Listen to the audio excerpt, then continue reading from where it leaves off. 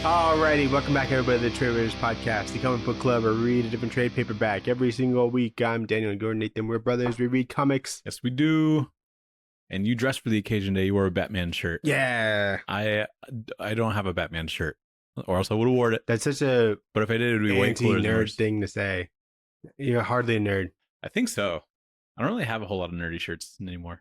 I just like find stuff at Target and they're like $10, and then like Old Navy there's like $10. Yeah. And I'm like I don't even like Captain America that much, but I got like that shirt. Sometimes I got some cool stuff. Because it's like all like retro or whatever. Yeah. But and then sometimes the retro shit will have like Jack Kirby drawings or like John Romita Sr. drawings and stuff. Mm-hmm.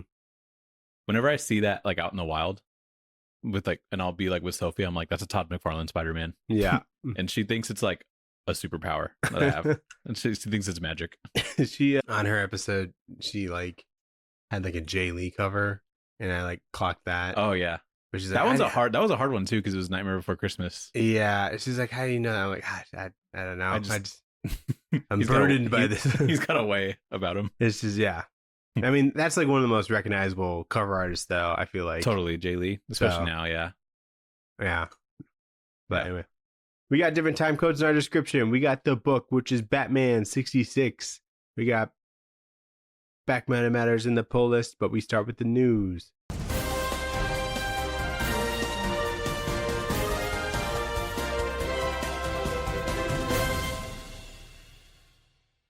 Tangent. Batman 66-6, where it's Batman 66, but he's in hell. Is that anything? There is a issue, Batman number 666, which is, I think, is centered around hell. Nope, that's regular Batman. I want Adam West Batman in hell. And it's called Batman 66. After reading this, I don't think that's unrealistic. Yeah, it's probably not. Well, and then they have like the issue 6, like right next to where the 66 is at. And you could pull it off. This is only 5 issues, so who knows what's in the next one. Yeah, the next one could be crazy. Yeah. But anyway, Daniel, what do you got for news? It's mostly just like kind of release dates for shows and stuff. Yeah, speaking of the devil, Born Again. What? Did you see the Born Again trailer? Season 2? Yeah, I totally forgot about that was coming like just the next year. It comes in March. Yeah, March 24th. I'm like, they filmed this shit already? I think they filmed both seasons together. Oh, okay, that's cool. And then they split it up. I wasn't like super crazy about the last season, but I watched this and I was like, this looks good. I don't even think I listened to it with sound, so I was just, I don't know. I watch it because I love that show, but I just saw like Vincent D'Onofrio with like boxing gloves on, and he was about to box some inmate or something, and I was like, this should be fun. Hell yeah. So we'll see. Also, Jessica Jones is in it. I did see that. That's fun. Invincible comes out March 18th. That's exciting. Darth Maul, that show. Oh yeah, we did see the trailer for it. That comes out April 6th. Mm-hmm. That looked fun enough. I was looking up movies that come out this year. And you know what's supposed to come out on April 17th? No. 4 Kids Walk Into a Bank. What? Yeah. Still? What do you mean? Like it's like still coming out, or you just wrote down that date like a long time ago? No, I found this today. Like I even looked up on IMDb, and that's when it's expected to come out. Oh shit. Yeah. That'd be a sick birthday movie for you. I know, that's so cool.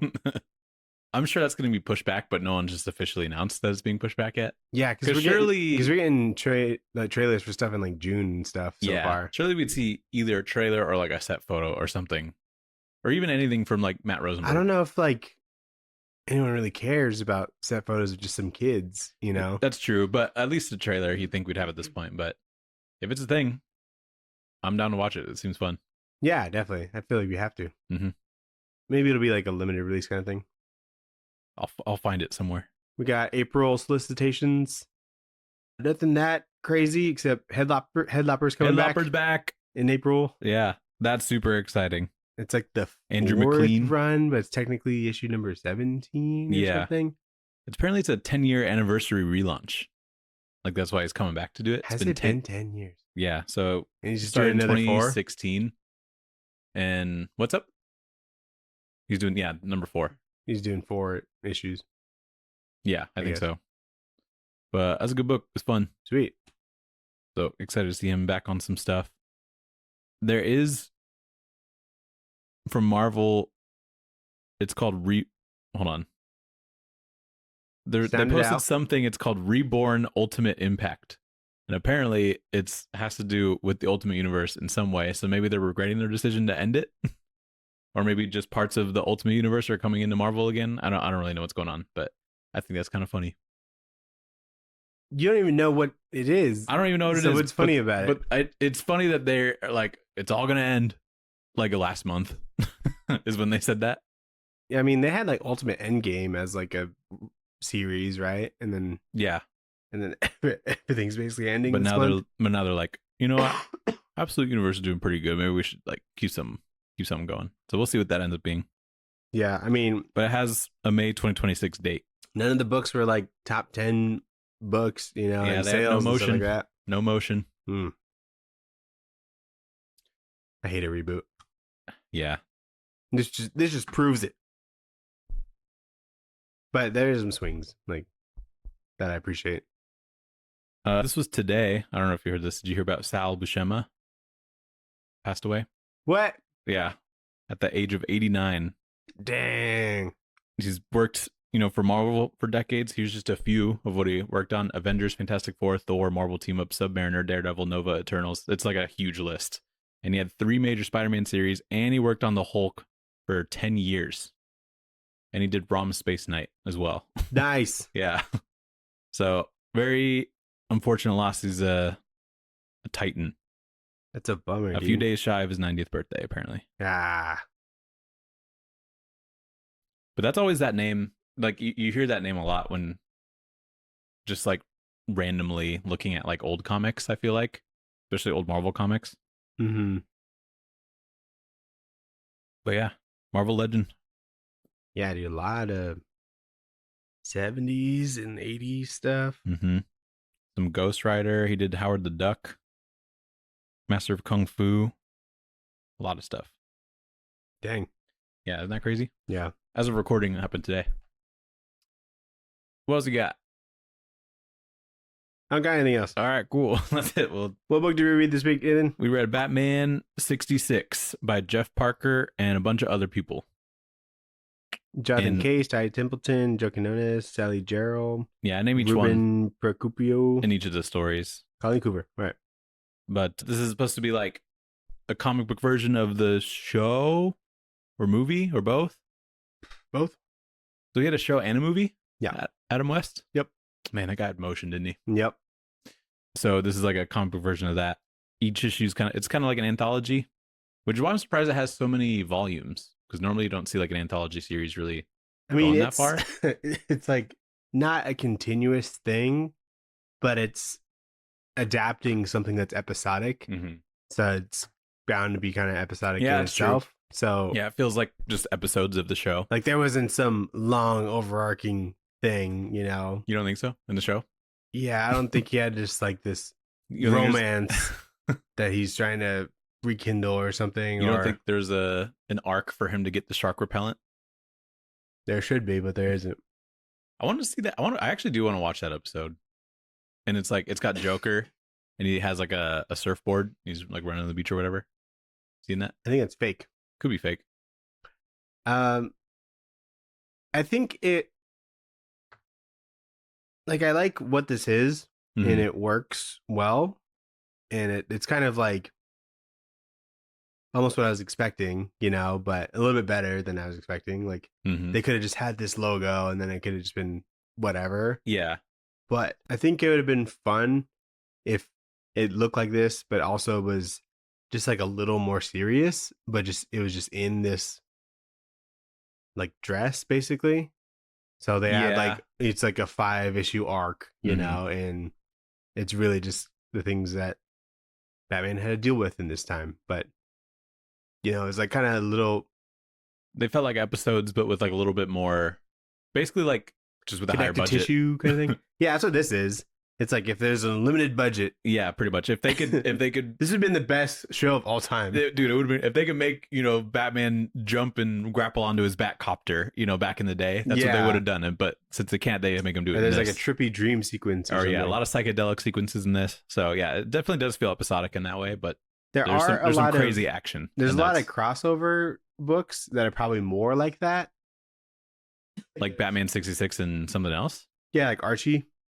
Oh, I didn't know that. Yeah. That's cool. So that could have been something more connective. There's also Batman 66 meets Wonder Woman 77. That seems fun. Yeah, so shit like that. So maybe next time. Yeah. But this one mainly is just kind of like an anthology, but with Jeff Parker writing pretty much all of them. Do we know Jeff Parker? I think he did like the Space Ghost stuff. Did he recently? Like the last run of Space Ghost. I think he does a lot of the old cartoony stuff for, or like Warner Bros. Stuff, comics for DC. Like Hanna-Barbera? Yeah, like the Hanna-Barbera stuff, Looney Tunes stuff. I could be wrong. He did Thunderbolts, Hulk, Aquaman, Batman 66 meets the Man from U.N.C.L.E. That's a weird one. Yeah. Well, I guess that one, isn't that one a period piece? Oh, dude, he did Darkwing Duck. That's sick. Yeah, that's like one of the shows. Oh, Future Quest. Okay. Yep, that's what I'm thinking of. Flash Gordon. Zootopia. This is a Zootopia comic? Dude, we missed out. Oh, wait, no, it's not out yet. Oh, okay. The trade comes out in like a week. Gotta reach out to the younger crowd. Yeah, we do. We're just like, what the fuck is this? That movie made how many billions? Almost 2 billion probably at this point. Mm-hmm. If we could even have just one of those billions, I'd be happy. Anyway. So this first one is The Riddler's Ruse, and it's written by Jeff Parker with art by Jonathan Case and colors by Wes Abbott. So Riddler steals some sculptures that are part of like an art showcase, and he leaves behind a puzzle for Batman and Robin to solve. The investigation leads them to Catwoman's nightclub as like a red herring, but Catwoman decides to help them to figure out like where the statues are together, and points that they make a replica of the statues that were stolen, and it makes like a map that points to a certain spot in Gotham, and that's going to be where like the last statue is going to be stolen. So they go to Gotham Park. They stop the Riddler, but Catwoman escapes with a cat sculpture, not knowing that it's a fake replica that Batman created. These stories are like a little longer than you expect almost. Like, yeah, there's expecting to be like an 8-pager, but they're a little bit more like bit more dense. I don't think so. Like it feels dense almost because you almost expect it to flow faster. Yeah. Well, yeah, that's but if you're just like reading it without distractions, and I think it flows pretty well. No, yeah, I think so. But what I mean is like there's a lot more plot points going on in each one. I figured it'd just be like it's Batman and Robin and they're having some breakfast or something. I've never seen the show, so I guess I don't really know what the show's like either, but it's basically that. They have breakfast and they're like, oh my God, the Riddler's not a ton of B plots. Yeah, exactly. So I'm surprised that it like they try to solve something, it leads them to Catwoman. They have to like fight Catwoman's henchmen or whatever. And then they have to like solve the mystery, and then there's like a whole 3-act structure, which I guess I wasn't really expecting. Yeah, and then there's multiple stories within each issue, which is like more bang for your buck, Yeah, which is pretty cool. But we see in this we see like the poles that Batman and Robin slide down when they go to like suit up, but it's Alfred, and he's like sliding down it, but he's sliding down it with like a platter that's just holding 2 glasses of milk, I think. And I think I just like that idea that they ordered milk from Alfred to get delivered. Milk was pretty big in the 60s. Like I know Robin needs to like become a big strong boy, and he needs some strong bones, but yeah, it's kind of funny still. Like in this first issue, there's like a plane crash, Yeah, which just like never would happen. You're not getting a plane crash.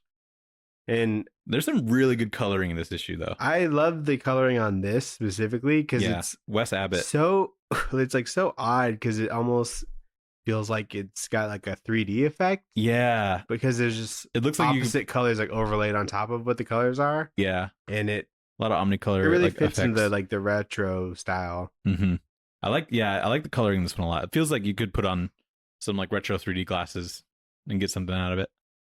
The Adam West Batman, he's got like interlocking like a locking cape so he can like fly and That's like glide. cool. You wouldn't see that in the show. I'm like, what? Like he's got the ability to do that. Yeah. There's a line that Batman says that I think is funny. He just says, "All problems have a solution if you work through them." Yeah, there's like, no shit. There's quite a bit of obvious kind of dialogue here. Mm-hmm. There's this one bit where it's like Alfred's talking to Batman, saying that he always sees through the Riddler's charades, mm-hmm. and he's like, "Alfred, your faith in me means more than you can imagine." And I'm like, "Relax." Yeah, okay, chill out. At one point, you can tell the trickster guy is tricking you. Yeah. At one point, Catwoman's club is on fire, and Batman puts it out with a fire extinguisher, and he says, "Thanks to Catwoman's complying with the fire marshal and having an accessible extinguishers, we're able to put out this fire." Yeah. Like there's like a whole public service announcement pretty much for fire safety in this issue. Yeah. And I really like that. Kind of like on the nose. Did you catch that they just like casually like bumped into Dracula? Yeah. I don't know what he was up to. They were just climbing up a wall, and then Dracula opens like a door. He's like, "I don't need competition," or whatever. You'd think he wouldn't pop his head out if it was daytime out. I think it's nighttime. Was it nighttime? I can't even. Oh yeah, it looks like it was nighttime. Never mind. Yeah, it's just a big wacky world. I'm sure that's probably a reference to the show. They probably met Dracula at some point. That'd be fun. So it's probably like a little cameo. I know that's like a cat club, but there was like no part of me that thought that Catwoman just like ran this thing. Yeah. There's not a whole lot of cat branding. Yeah. You think there would be. And then they crash through like a window in the ceiling, but then they're just super casual when they're on the ground. Like everyone knows them and stuff. They could have just walked in the front door probably. No property damage. Yeah, it's true. People seem to fuck with Batman and Robin in this book. Oh yeah. They'll see them and be like, "Oh my God, it's Batman and Robin. What can we do?" And then does Batman knock out Catwoman at the end of this? Yeah. I'd have to see when that was. Like at the very. Oh, and it was like a little like spray or whatever. Oh yeah. Like he knocks out a woman. And then it was the 60s. Batman's got like a 3D printer. He does. And then they're just like talking about like, "Ooh, I hope this could be used for something other than crime fighting one day." I'm like, you have some revolutionary technology. There's a lot of revolutionary technology in this, actually. Yeah, I was like, but he makes like an exact replica of the statue, and I'm like, you do not have the specs for that. Like, yeah, you need a scanner for that. Yeah, how did you scan the statue to get an exact replica? Yeah, for sure. But it's funny. Yeah, I do like the campy gadgets that they put in here. There are a lot of pages. What do you feel about the Batman design of having eyebrows on the cowl? I think it's so funny. I think it's hilarious. It kind of, I don't know. I always like this design just because of the retro look to it. Yeah, me too. But the thing is like they designed this when the comics never look like this. Yeah. You know? They're like, we should put some eyebrows. It's just really strange liberty that they took. Yeah.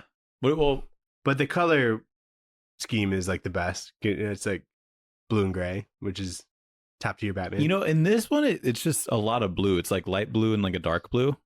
Yeah. So, but I could tell that he's still trying to mimic the gray and blue.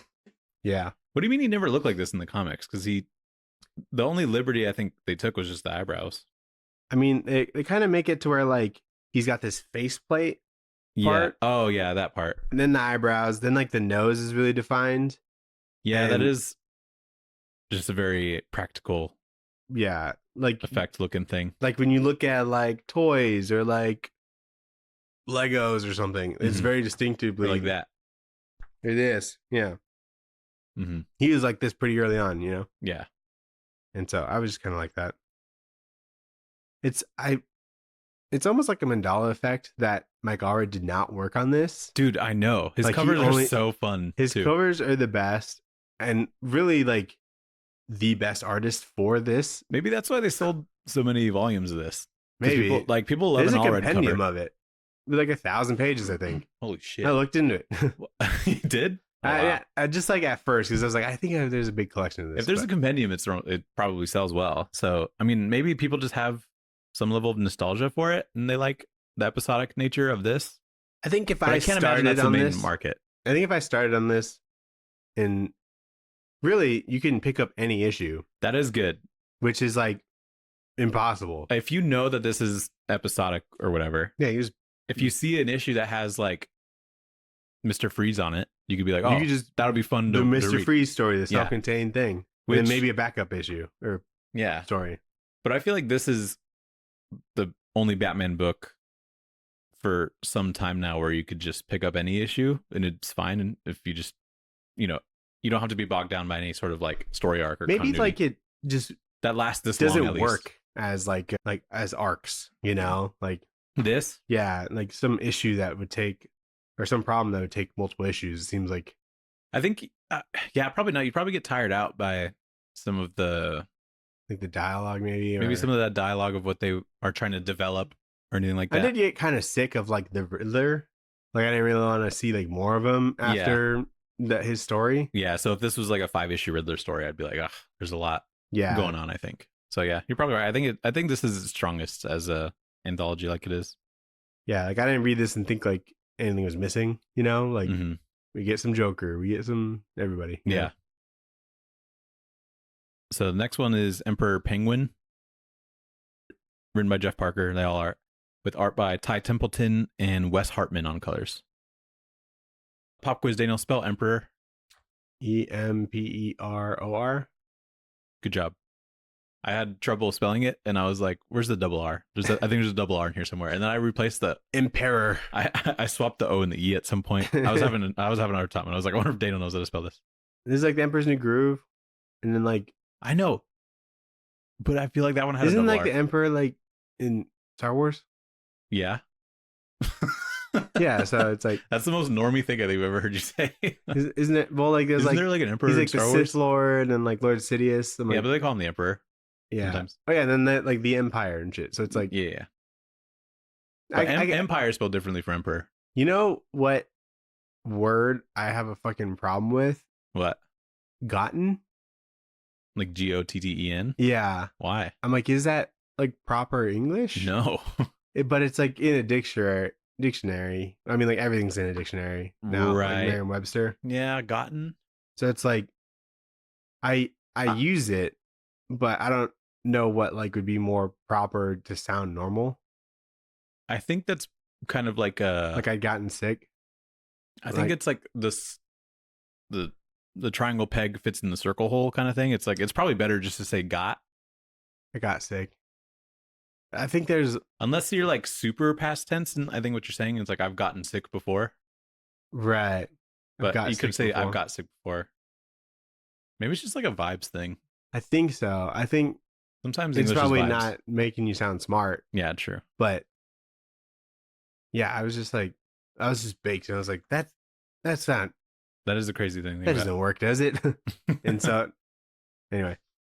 So the Penguin, with Mr. Freeze's help, creates an iceberg off the coast of Gotham that the UN recognized as a sovereign nation called Penguinia. And Batman captures the Penguin. Sorry, reverse. Penguin captures Batman and holds him hostage as an alien of his nation. Robin has to take the Bat submarine, and he cuts the anchors that are keeping Penguinia from moving. And that causes the iceberg to like move, and they deem it as like a vehicle now instead of a sovereign nation. And so that allows him to remove diplomatic protections from holding Batman prisoner, I guess. And so Robin cuts a hole in the iceberg to free Batman, but Penguin and Mr. Freeze get away. So there's like this like Penguin assistant that goes and shows this legitimate document to Commissioner Gordon. Yeah. And then Gordon's looking at like a blank page. Yeah, dude, I thought that was weird. He's like, too. Incredible, Chief. I think this is legitimate. Dude, yeah, I noticed that too. I'm like, did she turn the paper around? Because like it's like smaller. Yeah. In the panel next to it, but in the zoomed up panel, there's no like scribbly lines or whatever. You think that you'd at least put scribbly lines? Like I'm sure it looks like busier or whatever that way, but yeah, still. Also, this assistant kisses Robin. Yeah, that's a child. Oh yeah, that's problematic as fuck. Because I think he's a child in the show, right? Or / movies. I know he's like an adult man that plays him, but he should be considered. I think he's like, supposed to be like 14, 15. I'm not sure how old the actor was, but actor, I'm pretty sure was at least 25 when he was filming the show. I look it up. But yeah, this assistant woman who's like clearly an adult kisses Robin, and I'm like, why would you want to do that? He's like, he looks 14 in this for real. So how old was Burt Ward? Damn, you know his name? When he played 1920. So yeah. He was born in 1920? Yeah. So he was like 40? Huh? How old was he when he was Robin then? 19. What? He was 19. Why is this Batman 66? That's when the show came out. But he was born in 1920? No. He was 19 to 20 years old. Okay. My bad. Yeah, that dude's like turns 80 this year. Is he still alive? Yeah. Cool. Good for him. I've seen him at I haven't seen him, but I've seen clips of him at Comic-Cons and stuff. That's cool. Yeah, the only people I know from this universe by their actor name is Adam West and Cesar Romero. Mm-hmm. I don't really know anybody else. Yeah, I don't like the Mr. Gordon in this because he doesn't really he's not like the Gordon that we know. He's just kind of a guy. He doesn't smoke or he's not tortured by his police work or anything. He doesn't have glasses. He does. Does he? Yeah, this one. Yeah, this one is more like the commissioner that we know. I'm just thinking about when I saw him in the show. Oh yeah. And I'm like, that's him, That's the guy. There's a lot of alliteration that Jeff Parker puts just in this book in general, but he describes the Penguin as a pompous prince of perilous plots.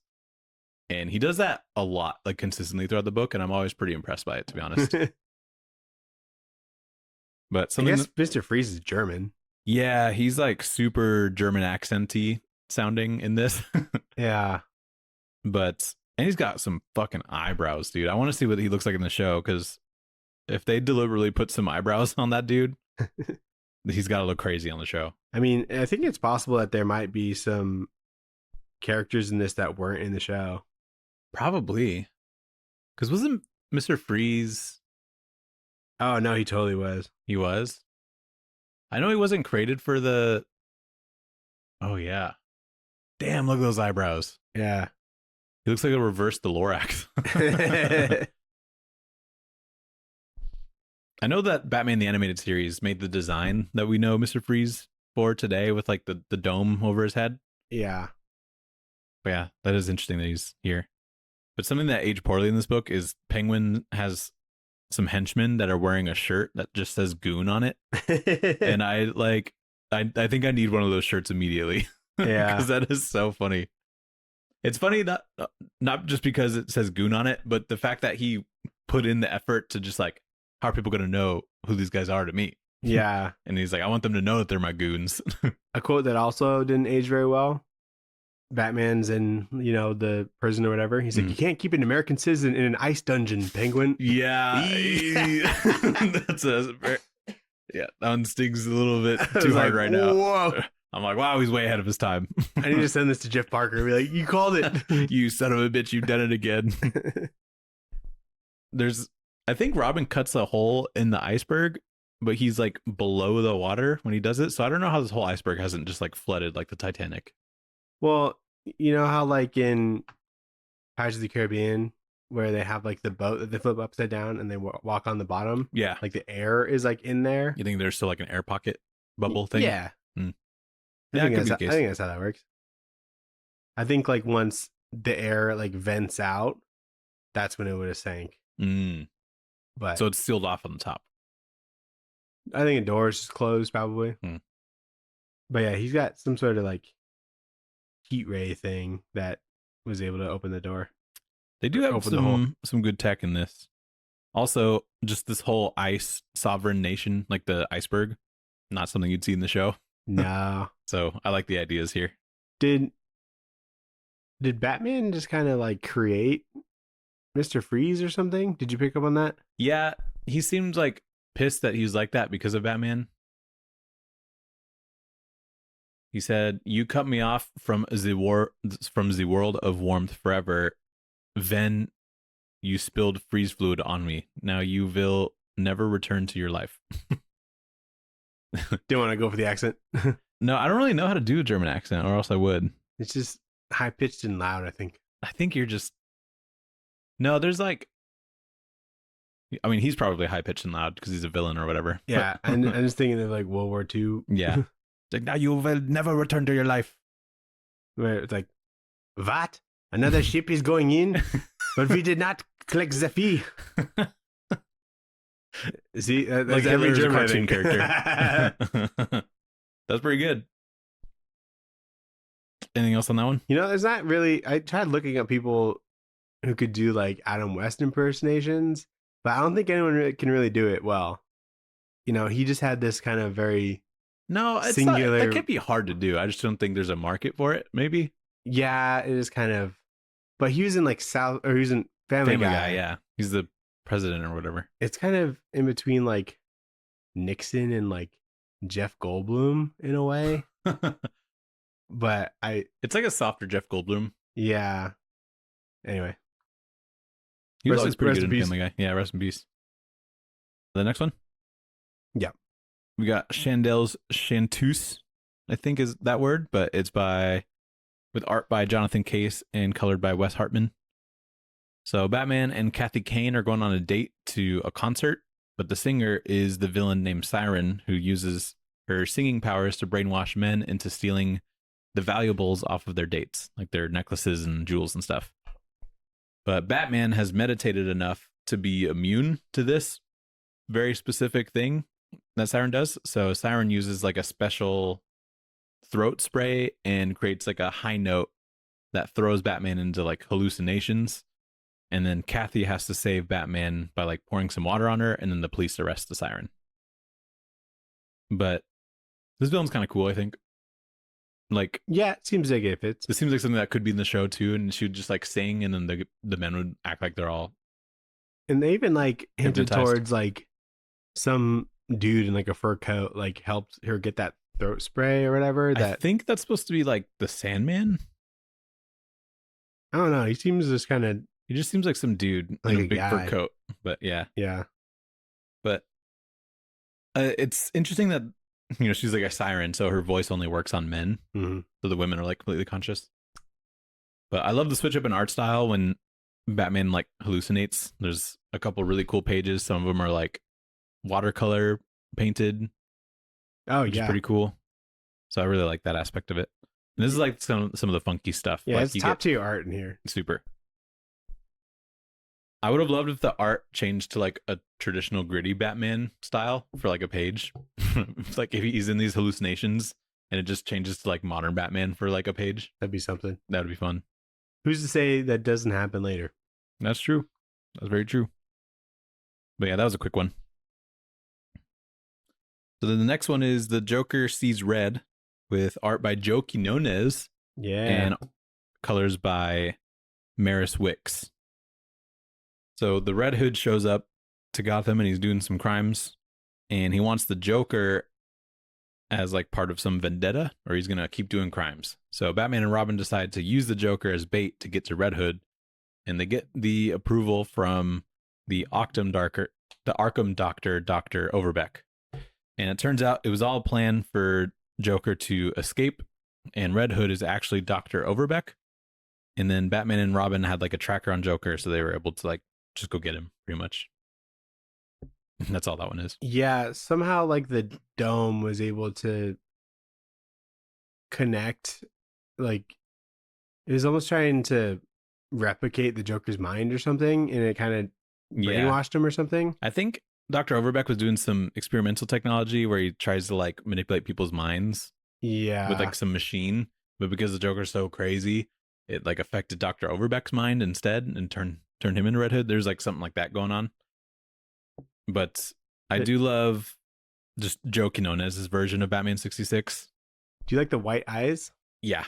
You do? I'm a big fan of that, actually. I thought it was a little odd. I was like, has it been like this? But like it seems to work, especially in like nighttime. Yeah. Because like it can be kind of hard to draw in all the details when he's far away, I think it works better for Robin, admittedly. He looks scary. What are you talking about? No, I think it looks cool. I don't know, man. that looks low-key like nightmare fuel. Imagine waking up to that. I do think that because his actual eyes were normally going through the eye holes, just the eye holes in general are super big. So the fact that they are all white you know, I can see why someone would think that that's weird. Yeah, I'm But I glad think it's someone cool. did it. I think like just this panel where they're looking at what they think is the Joker, and it's like Batman's reflection and the other Doctor's reflections on there. I was like, this is cool. Dr. Quinn?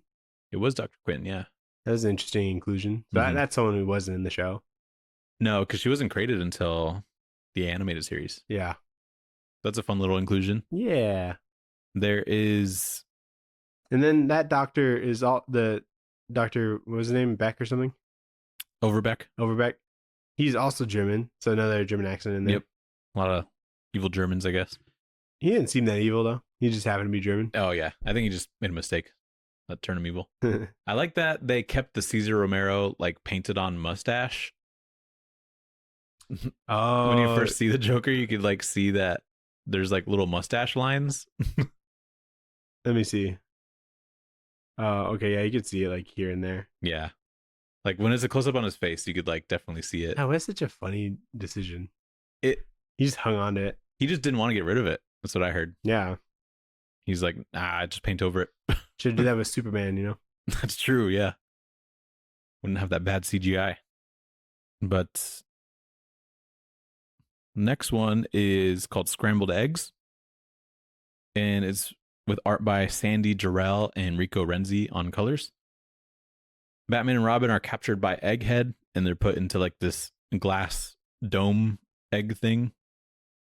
And they're dropped from the egg blimp that they're on, and they are the egg zeppelin. Is that what they call it? Yeah, that's so good. So they're dropped from the egg zeppelin, and they have to like figure out how to survive. And they use quick thinking to escape the egg and get into the Batcopter that was remotely controlled to their location. And then they hijack the egg blimp, like controls remotely, and they fly it to Gotham Penitentiary. And there are so many egg puns in this issue. Tons. Like if you like puns in your book, I got the book for you, because there's a lot of egg puns. There's like 6 egg puns on the first 2 pages. I counted. I was like, they're burning through these quick. I love the Batcopter. The Batcopter is so funky looking, but there's also just the wings are the best. The wings are the most like useless part. But if you take that off, that's what a helicopter looks like. Yeah, they're kind of goofy looking. Gotta have some branding in there. Yeah.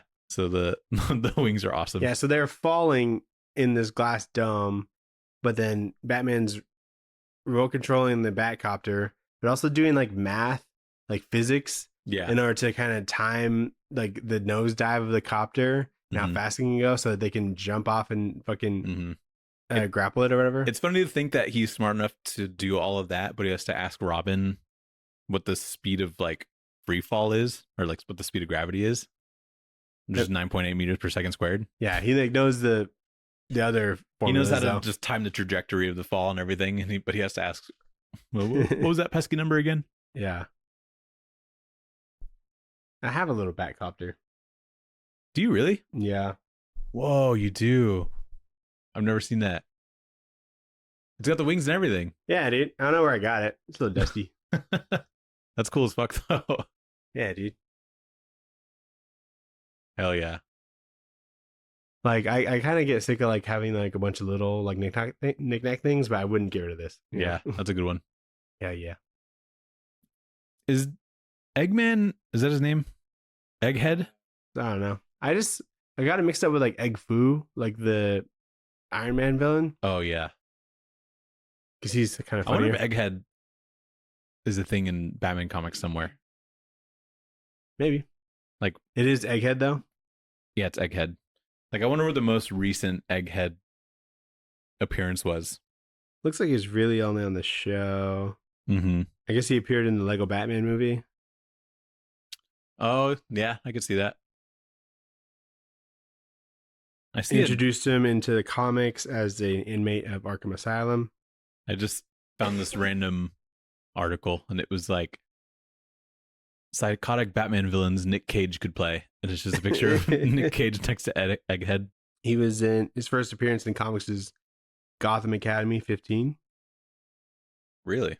Interesting. And he was just in a book called Taste of Justice, I guess. A part of DC Go. Anyway. Interesting. So the next one is the Hatter takes the crown.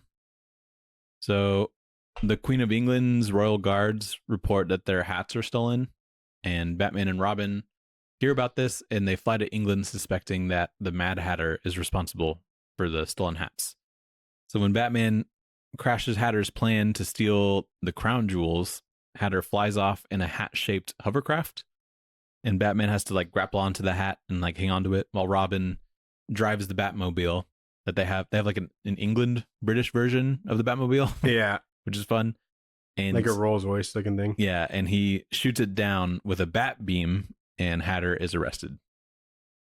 But I like that Batman and Robin took like a commercial flight to London. And they ordered 2 apple juices. That's a funny order. There. What the hell happened to like villains staying on brand? Because Hatter creates this like revolutionary hovercraft technology, and then he's like, we have to make it look like a hat though before we use it. He's like, I'm gonna look like a big fucking idiot. I know out there. a hovercraft would be so helpful. If it looked like a fucking UFO, I'm gonna look like an idiot. Yeah. I'm not. I just gotta make it look like a hat. When Mad Hatter's like stealing the crowns and whatnot, the people like in that museum are like clapping when he left for some reason, and I just thought it was odd. They were clapping when he left. Let me see. Yeah, he just like kind of tips his hat to people as he's leaving, and there's clapping, and I thought that was so weird. Maybe he was posing as like some sort of collector or something. I don't think people knew that was Mad Hatter, but yeah, they are clapping as he's leaving. Anyway. Well, he has like goons like taking the hats and stuff, so. There's, I guess a lot of the people of England see Batman and Robin, and they like recognize and fuck with them, and so they like tried helping to stop the Mad Hatter. And at one point, there's like a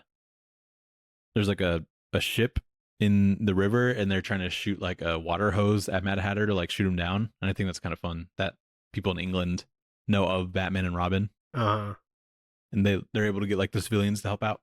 Yeah. What's also funny when they were on that commercial flight is that they're in full costume. Yeah. They didn't think to just like poses. They gotta go straight to work when they get there. Yeah. And then like Alfred goes with them because he's British. Yeah. And then he's got a cousin. It's like Jim Pennyworth or something. That's some lore. And then he's like, oh yeah, Bruce wanted me to help him or whatever. Yeah, because like you think, or I guess it would make sense that his cousin doesn't know. Yeah. But the next one is the Clock King strikes. And sorry, that last one was Jonathan Case and Wes Abbott. But this one is Sandy Jarrell and Tony Avinia. So Batman and Robin are at a party celebrating the capture of the Mad Hatter from the last issue. A little bit of continuity. Don't get scared though. Oh, Batman remembers, but same issue. Same issue. So yeah, that's right. true. But Batman remembers on that chase of the Mad Hatter, the clock tower rung when it was like not on the hour. So he's like, that's a little bit weird. And they discover that the Clock King is in there, and was working with the Mad Hatter in some capacity. And so they go to like stop Clock King, and Clock King throws some android clock knights at them to like fight. And they end up tricking the androids to beating up the henchmen, and then they knock themselves out before they are able to arrest the Clock King. I guess the Clock King is like brothers with that Mad Hatter. Mad Hatter. Is that no? Is that canon? I don't think so. It could be they're both like dude. We should do that. What? We should just both get some crazy gimmick and just be criminals.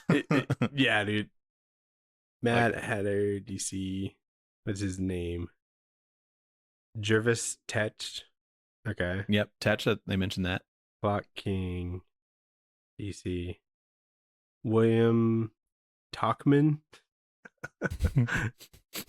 So they made that up? Yeah. Yeah, dude.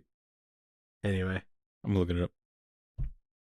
So when they're going to the clock tower, they have their grappling hooks, whatever, and they start climbing on the side of the building. Yeah. But there's like a guard, you know, on the ground. He's like, do you want to use the stairs? And they're like, no. Just like, no, not this time. That's so funny. They do love to climb up a building with It'd a rope. be way less tiring, probably faster. Yeah. I like the Clock King Gooners because they have like a shirt with a different time.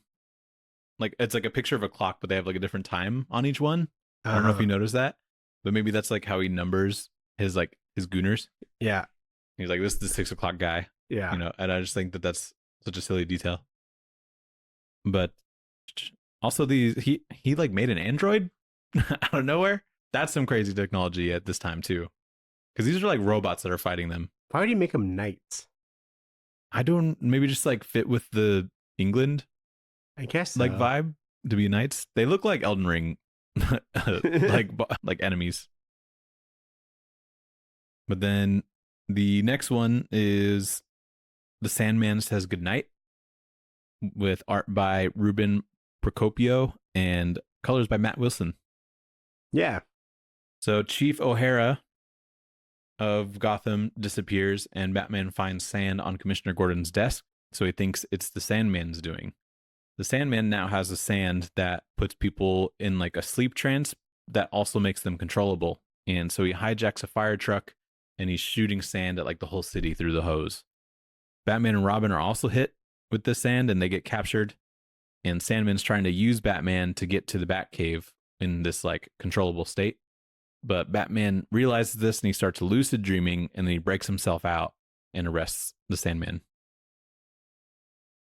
There's something really satisfying about just seeing Batman get coffee. Does he get coffee in this? Yeah, like the first couple pages. He's like talking to a barista, and then he's sipping cool. like a little espresso. Dude, that would be so cool to make coffee for Batman. I like just thinking about him waiting for the coffee. Like, what is he doing when he's just standing there? Yeah. And so Batman was being inceptioned. Dude, he was. Yeah, and the way that he got out of it is that he just like imagined him reaching for his utility belt, and he's got a bat alarm on there. Thankfully. In case he ever is in this very specific situation. Yeah. And he woke him up. Well, he knew he was going to get involved with Sandman in some way, so maybe he was like, maybe I should put a bat alarm. I think he could have prepped for this one. This belt is arguably more useful than any utility belt in canon. Batman 66's utility belt is the most powerful weapon in the universe, I think. It'll just have whatever he needs on there. Because like one villain, I can't remember which one, took the belt and they knew that. Yeah. And then a goon in this one was like, should we take his belt? Like it's like pretty fucking useful. Yeah, and he's like, he's asleep. Sandman's like, don't like question my judgment or whatever. This one has the most visually distinct art style, I feel like. Yeah, with the dream and whatnot. And then the dream and just like the regular stuff too, like in the world, feels like a little bit more like political cartoon feeling, maybe. Yeah, a little caricaturish. Yeah. Little like no one's got like that shape of face that the Sandman has. Yeah. How many Sandman are there? I don't know. Is this the Neil Gaiman one? I don't think so. I don't know. I don't understand Sandman at all. Well, I need a Sandman expert. I think the Neil Gaiman was just like rebranding Wesley Dodds essentially. Right, but he's not Wesley Dodds in the Sandman. Well, like rebooting book. it in a way. Is he Wesley Dodds in that book? He's not Wesley Dodds, but like he's just a new guy. I don't think there wasn't like another Sandman at the time. What? I'm pretty sure. Like Wesley Dodds was after Neil Gaiman Sandman? No, before. Right. Like. But you're saying in the Neil Gaiman one, there wasn't a Sandman. Correct. Like there wasn't Wesley Dodds or whatever. But that Sandman was still part of the Justice League at some point. Or like Justice Society, I think. Or Justice Society, yeah, something like that. So that was more. He knows of them because like Martian Manhunter's in that book. Yeah. So it's all very confusing. I imagine there's maybe post-crisis or something. Yeah. So, and now there's this Sandman who's a for real villain. Yeah. So I don't know. There's a lot of Sandman going on. I don't think there's room for any more. This is it. We got a villain. If I see one more iteration of Sandman, I'm gonna boycott DC as a whole. Yeah. Another sleep villain, really? Yeah. That's what you needed. It's putting me to sleep. A fourth Sandman puts me to sleep for sure. So I do like the psychedelic sequences we we have here. Killer coloring. Yeah, great coloring. Matt Wilson. Love Matt Wilson. Yeah. But yeah, pretty fun. And then we got the last one, which is Tale of the Tiger Topaz. We get Jim and Barbara Gordon are at an art museum, and Barbara is like a little suspicious of one of the people that's working during the day. So at night, she comes back as Batgirl and finds that the worker was Catwoman trying to like investigate and steal the Tiger Topaz jewel. So Batgirl triggers the alarm and fights Catwoman until Commissioner Gordon can show up and cuffs Catwoman. And then Batgirl just runs off, and Commissioner Gordon has no idea who that was. Is this like a different Catwoman? So there's a couple Catwoman. God damn it! We're doing this again. in like the show, like this is like the black one, and there's like a white one at a certain point. I don't know if it was like a recasting kind of thing, or if it was like, I'm sure it was. I can't imagine there's like generations within the show, but yeah, true. But yeah, you could tell that this one's quite different from that first one. So, like, it just in design, she has like these weird goggle looking things. But I do like. Was there ever a Batgirl? Do you think in this show? Yes, there was. Okay, because I'm like, this is kind of a fun idea, exploring different people of the Bat family in this like Batman 66 universe. Mm-hmm. But I don't know if I've ever seen that just design or anything in general. Yeah. Oh wow! Yeah, look at that. Yeah, I mean, I think in newer iterations of Batgirl, when they're kind of trying to make like a modern version of retro like suits, they they pull from this one. Yeah, because it's a really cool design. I think it is. Yeah, I like this. Just adding like purple to like. Does she have the color scheme? And she has like a black faceplate still. Yeah, in that one. Yeah. Oh, in the newer ones or in the live action one? Yeah. Yeah, it looks good. I think it works. Then if you see like this kind of more modern Batgirl, it's like pulling from that. Definitely. But that is all of the stories. So we can go into Back Matter Matters. Back Matter Matters. Holy variant covers. Holy variant covers, Batman. This is all just variant covers. We get a Jonathan Case one, which is pretty fun. There's like a toy one. Yeah, the toy one's fun because I think that's like just a like a photography. Yeah. Which this one would be fun to make, I feel like. Mm-hmm. And Kevin McGuire, you gotta get him on there. A Coley Hamner one, which makes Batman look kind of sickly. I feel like very. I don't know what these very prominent mustache on the Joker. Yeah, that one's pretty prominent for sure. But I think all the. What do we get here? Chris Sprouse, Dave Johnson. So really just variant covers mainly. So what would you rate this book, Daniel? I would give it like a vanilla love it with like some sprinkles. Mm-hmm. You know, a lot of colors, classic, very enjoyable. Maybe not like the flavor that would have been most satisfying to me, but it is very likable, and I think it is like this isn't just for people who like that show, you know. It's like it is accessible, you know. Yeah, I would give this like a retro ice cream that you get from like an ice cream truck, because it's just something that doesn't really exist anymore. Retro ice cream truck, or just like an ice cream that you get from ice cream truck, because I don't think those are really a thing anymore, are they? Ice cream trucks? Yeah, I got one that comes through here. You do? Yeah. Oh, really? I've never gone up to it, but like I always think about it. Maybe I need cash to leave by the door. Maybe this will just be like an ice cream split then. And it's just like there's kind of like a lot going on sometimes. And what do you think you get from an old ice cream truck? Like the little like strawberry shortcake one or whatever, or something else? No, they normally just have like the Sonic popsicle things, don't they? Yeah. Do they have like scoops of ice cream that you can get? Maybe, yeah. Or is it just like drumsticks? Probably mostly the drumsticks, but or maybe it is like a scoop of ice cream that you get on a cone and you lick it and like the the ball of ice cream falls off. Anyway, something like that. Or a banana split, because there's a lot going on.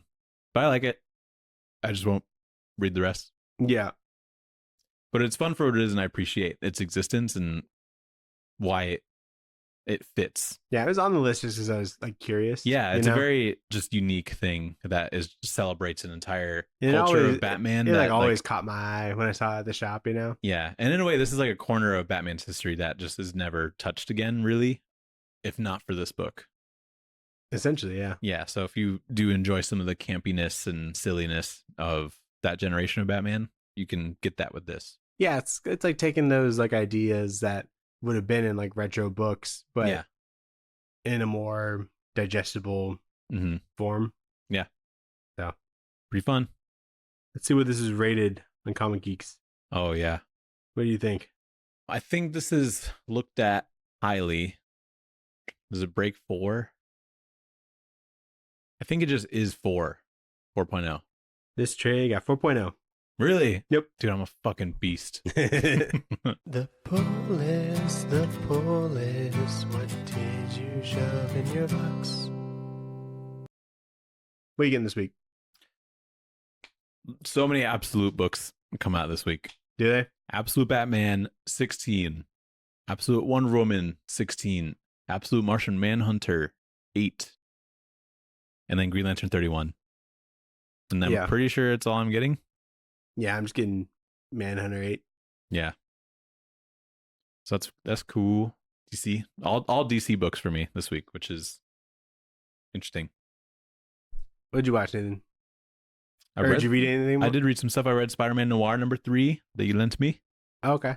Pretty fun. It's definitely a 3rd issue of like a 5-issue arc, I think, because they're just like kind of throwing whatever at him. Mm-hmm. And I think this issue kind of leads up to the cliffhanger, which is like Gwen Stacy wanting to be like, I know Spider-Man killed my father, but I want to know the identity of Spider-Man now. And he's like, what? And it's basically just you're basically just restarting the story, it feels like. Because he's like, oh, what am I going to tell her?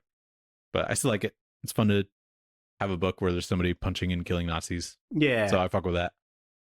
And then I read Absolute Wonder Woman 14, which is the second part of Matthias Bergara's fill-in arc. Mm-hmm.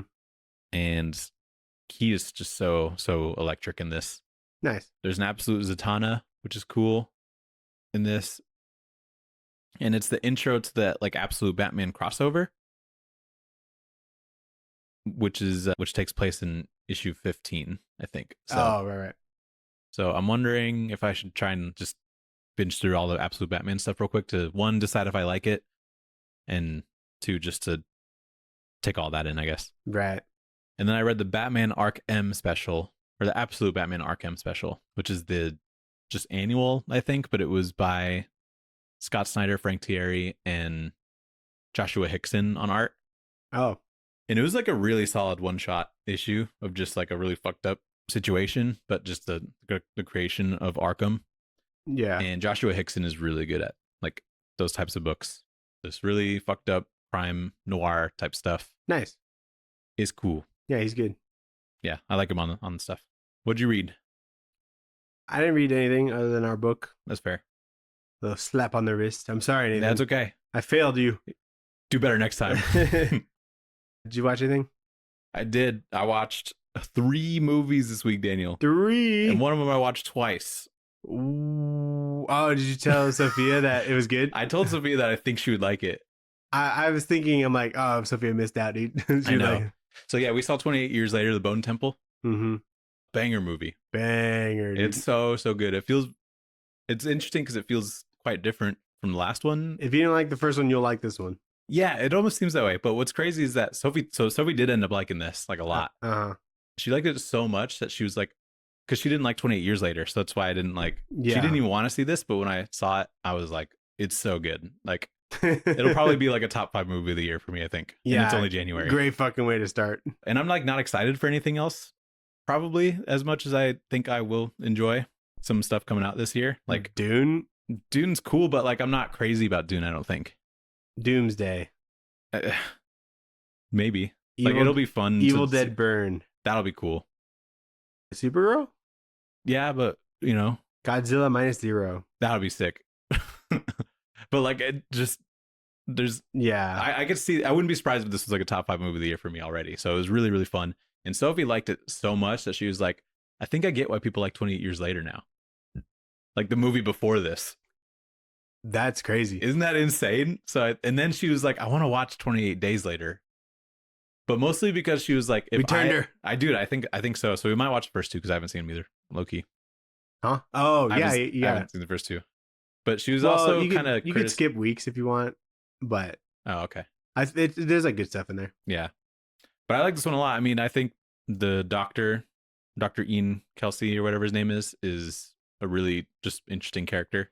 Yeah, he's like one of the coolest characters like in any apocalypse. The last couple of years. Yeah, super compelling, and I like just the trust. He's like clearly at a very low point in the beginning, and he like doesn't care if he dies, but he puts his faith in like friendship or whatever. Spoilers for this movie, by the way. Yeah. And this movie is really good on a rewatch. I bet, dude. And it's like, I've been thinking about it a lot. I have been too. And it's just awesome. I think I really like the message of just like Spike really pulling through all these like crazy violent situations by leading with compassion. And I think that's a message that is like pretty important right now. So sure. I think that it has a lot of important themes and stuff like that too. So it's awesome. Also, when they ripped off the shirts for charity. Yeah. Fuck that. It's insane. Gross. It's so crazy. You know, really fun. I think like they look ridiculous, like the Jimmies. Yeah. But I think their ridiculousness only works if they're like also fucking insane. Totally. You know, like if they were just kind of like weird Power Ranger people that were just fighting zombies, like that'd be just kind of cheesy. Where'd they get the jumpsuits from? I don't know. Because I don't think Spike was the same size as the dude that he had to kill to get to that point. Maybe he was. He could have been. Anyway. But I'm like, where's the budget for the jumpsuits? Yeah. Like, where are they getting those from? Or the wigs? And with it being like 7 of these Jimmies, there's still like individual things about them that I liked, you know? Like they're like likable characters or they're interesting at least. Each one had at least like a thing. Or you knew like one of them was the guy that liked the Jimmy before.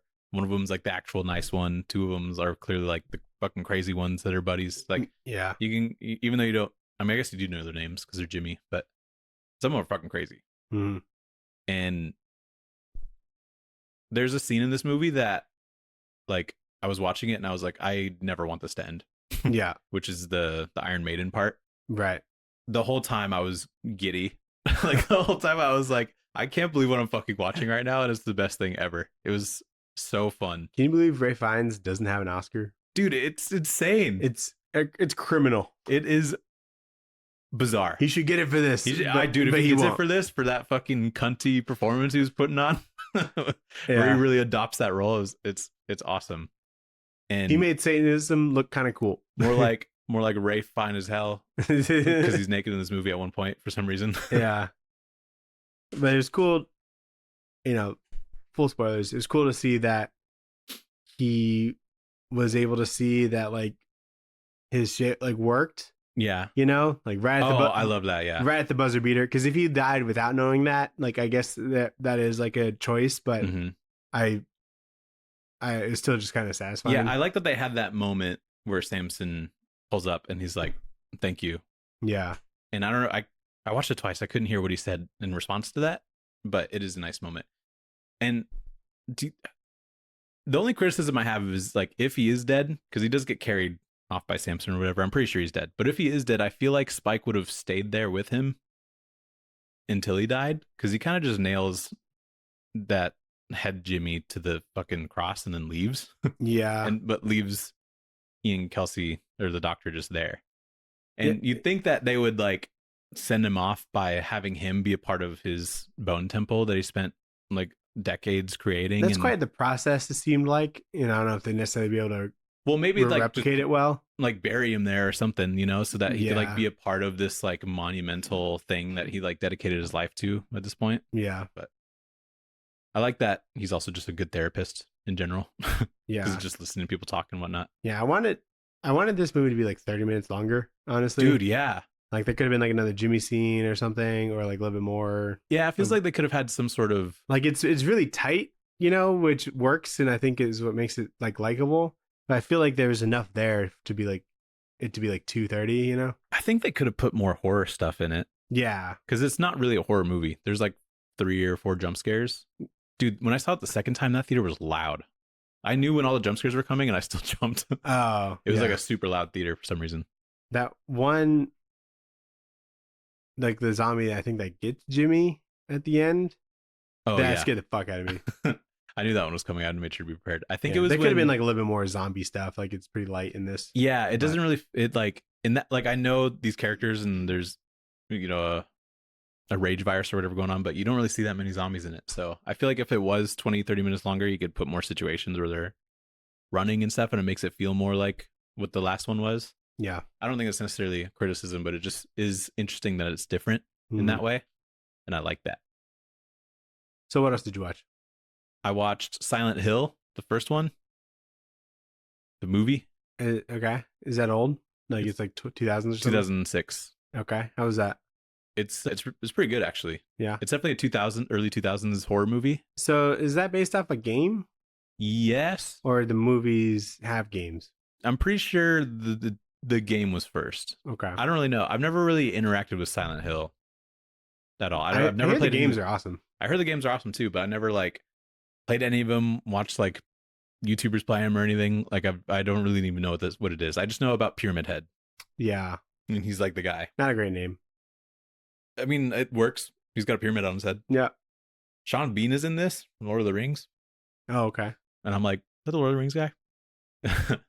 But the horror in it is like pretty interesting. And then towards the end of the movie, it gets very metal. Like there's a lot of barbed wire, like hell yeah, stuff flying around.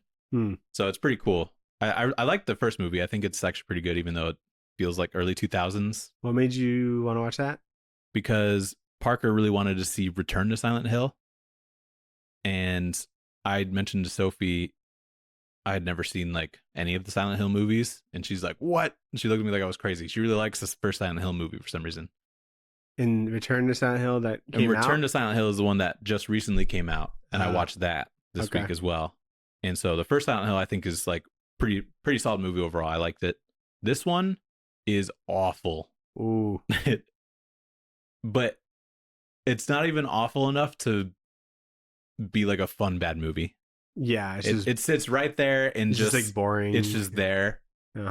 Pyramid Head is like not in it very long, who's like the main draw, I would say. Yeah. For a lot of these.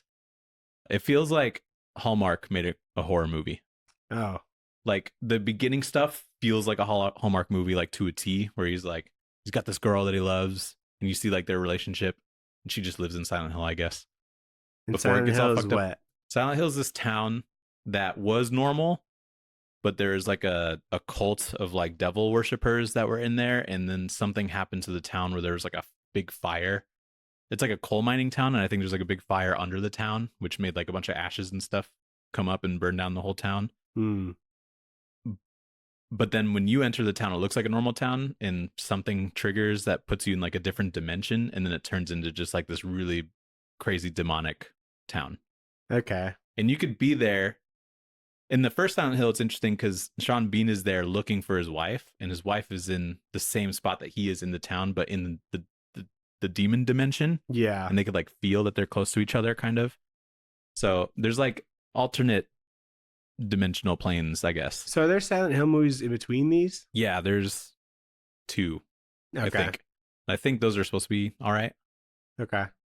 Dude, Pyramid Head is ripped as fuck in that first one. Yeah. He's pretty cool, actually. And there's a scene where it's like, I think the famous gross scene in it, but in the first one, he like picks up a girl with one hand, rips off all of her clothes, and then rips off her skin in like one motion. It's kind of crazy. I think I've seen that like fatality or something on like Mortal Kombat. Oh, is he a character in Mortal Kombat? He'd be a good character in that. I think so. He's got like a big sword. The one where they had all like the horror icons. Yeah. You know, like your Jasons and whatnot. I can see that. I can see him being in like a Dead by Daylight too. But he's cool. Just, I don't know. This last one, I went in knowing that it had like 8% on Rotten Tomatoes. Oh, wow. But it still is just like nothing. So yeah. Like not completely terrible. If you like these movies, then you might like this. Yeah. But whatever. Any TV or anything? No. I didn't get to watch Game of Thrones yet. Oh, right. What'd you watch? I watched a movie called Priscilla. It's about Priscilla Presley. This the Elvis one? Elvis is in it, yeah. Okay. But it's not like the it's Elvis not about movie. Elvis, right? No. Okay. Because Priscilla like leaves him like before that. Oh, okay. But yeah, it's like okay. It's not really like for me. It is like technically like good and whatnot. Mm-hmm. It's got Kaylee Spaney, who is like the girl from the new Alien movie. Oh, okay, cool. She's in like a lot of stuff. She's also in like Wake Up Dead Man and stuff like that. Who is she in that? Wait, The one in the wheelchair. Oh, okay, yeah. Yeah, she's in a lot of stuff recently. That's cool. She's also in Civil War. But yeah, anyway. Pretty good. I watched a DC animated movie. Cool. It's Justice League War World. Have you Really? ever heard of this one? Is it a newer-ish one? 23. It's like post Yeah. Connected Universe. Oh, okay, cool. And it's just I don't think it's based off any comic or anything. They just kind of like went for it. Mm-hmm. Had Jensen Ackles as Batman. Cool. He's pretty good. I think he's Batman in a couple of those. A couple. He was also Batman in like DKR, I think. Oh, okay, cool. But or maybe it was Long Halloween. I'm not sure. But it's weird because it's like an anthology in a way. And then they end up like connecting at the end. But it's like the Trinity in different times. Like it's like Wonder Woman in like the Old West. It's Superman in like this like noir time. It's like black and white, but there's also like is he still a reporter? Aliens or something. He's like more of like a detective, I think. That's kind of cool. And Wait, then, so each individual one is in a different timeline? Yeah. Oh, okay, cool. And then Batman's like a Viking or something. Hell yeah. And it was like cool like visually. Like the animation style is like better than the Connected Universe. Cool. I think one of the Love, Death, and Robot studios did it. Oh, neat. But I was like half watching it, so I was just kind of like glancing it, and there's like some cool visuals here and there. Mm-hmm. I guess people like fucking hated this movie, but really, I thought, well, I think like the anthology part of it is kind of more for me than other people, Yeah. But that seems interesting. I mean, I like that there's some original stuff that they got in there, Yeah. I heard in different countries they're just pulling off like all the animated movies. So I'm just like, maybe I should watch some of these, I think they pulled them off HBO. No, I watched this on HBO. This week? Yeah, like on Saturday or something. I think that's coming then. Like they're not all on there, but I heard that there's like 30 of them or something that were like coming off. Potentially. So yeah, maybe I should watch a few of them too. I watched the first episode of The Beauty. And oh yeah, it's like okay. I probably won't keep watching it. It feels very like I think this is only like really greenlit and pushed forward because of like the substance, and it kind of feels like that too. So I don't really understand the world, because we didn't read the book or anything. Yeah, me neither. I hear this is like kind of different from the book anyway, but is Ashton Kutcher in it? Not in the first episode. What the hell? Yeah, he's like all over the ads and stuff. Yeah. I watched A Night of the Seven Kingdoms. It is okay. I mean, it's what you remember, I guess, from the beginning. He's going to the town and you meet Egg and whatnot. So why do you think they are doing this? I think just because it is a thing that they haven't done yet. Okay. Because I think the Game of Thrones the Game of Thrones show covers a lot of the books. Yeah. And then there's just House of the Dragon or whatever, which is like... It's like 100 years before. Yeah, that's like its own book. It's like fire and something. Yeah. And then there's this. There's just a thing that they could make, so I guess they just are choosing to do it. I don't know if they're stretching out the first book they reread to the season. It's only like 8 episodes, and they're like 30-minute episodes. Oh, they're only 30 minutes? Yeah, this one was like 40, I think, but they're all going to be like kind of short. Interesting. Because there's a second book that I haven't read. So I'm not sure if they're going to fit that in there. They'll probably see how the season goes. But yeah, I imagine where ours ends, there's like a pretty big reveal. That's probably what the end of the season will be. Right. So yeah, I enjoyed that book. I'll probably watch it. It's when I heard that they were making that, I'm like, I don't know. Like, I don't think it's that like exciting, really. It's not, and but so, it's still like, I think just the main like 2 or 3 characters have to be lovable enough or like enjoyable enough that you want to like root for them. And you'll just hear Targaryen every once in a while and be like, oh, right, just the connective tissue. Yeah. Like, and then we watch Pluribus. Oh, nice. Yeah, the Vince Gilligan show. All of it, or yeah, first season. Cool. Sets up for a second one. It's kind of like Chair Company for me in a way. I'm like, this could have been just one really solid season, and they just kind of, it feels like it's being stretched out. It could have been like really resolved in like the 9 episodes or whatever it was. Yeah, I hear it gets kind of slow, but like a good slow. It is slow, but it's just so fucking interesting. Yeah, that's what I just heard. Like it a lot. Mm-hmm. It's kind of, you know how like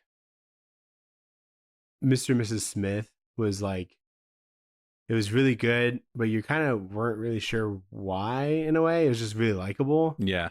That's kind of like how I feel about this, you know? Well, I think just both of those characters in Mr. and Mrs. Smith had a lot of aura. There's that. But like, how do you like sell that to a person, you know? Donald Glover. You know him? Yeah. No, I know what you mean though. It's like, this really works. I don't know what aspect of it is like making it work necessarily. It just does. Yeah, I think it's just the situation is intriguing. You just kind of think about what you would do in a way. Mm-hmm. But Nathan, we're going to read next week. What are we going to read next week? Are we doing a random book? This is what this week was. No. Okay. We're doing a romance book. Is it Valentine's Day already? It'll be the Valentine's Day episode. Ooh. What kind of romance book are we doing? Do we have ideas? One about love. Yeah, I got a couple. So I'd read the first issue of Strangers in Paradise. I think it's by Terry Moore. That seemed like a good option. There's a book called Sleepless, which is a book by Sarah Vaughn, and that's kind of like a... What was it? Sleepless. It seems like a fantasy kind of thing, or at least like Old English kind of thing. Okay. There's some romance manga if you're interested in that. That could be. And then this other one that I remember seeing when it was coming out is called Alex plus Ada. Yeah. You ever heard of that? Yeah. It's got like just 2 people on the cover. Alex plus. It's like an image book in 2014, 2015. You seen that? Yeah, I've seen this cover before. I think it's like a AI love story or something. Oh, also by Sarah Vaughn. Oh, really? You know, I've seen this one for like forever. It feels like. Right. Or maybe it was just coming out when. Yeah, sci-fi drama. Let me see. A sci-fi drama set in the near future, the last thing in the world. I mean, I'd be down for this one. Okay, then let's make sure it's readable. Yeah, you can. It's on Comixology Unlimited. Oh, is it? Cool. Yep. The first volume. Sick. Should we do that? Yeah, I'm down for that. Sounds good. I've seen this everywhere. The romance. Oh, yeah. Thanks for listening. Thanks for watching, everybody. We got a Linktree in the bio. You can like, comment, subscribe. Email in at tradewaiterspod@gmail.com. Yep. Tell us. Should we read the rest of the Batman 66 stuff? Is there any other romance books that we should do? It's a small list, but, you know. Yeah, true. We'll get down to nothing eventually. You know? Should I play the Silent Hill games? Yeah. I'm actually curious. So, yeah. Peace. Goodbye.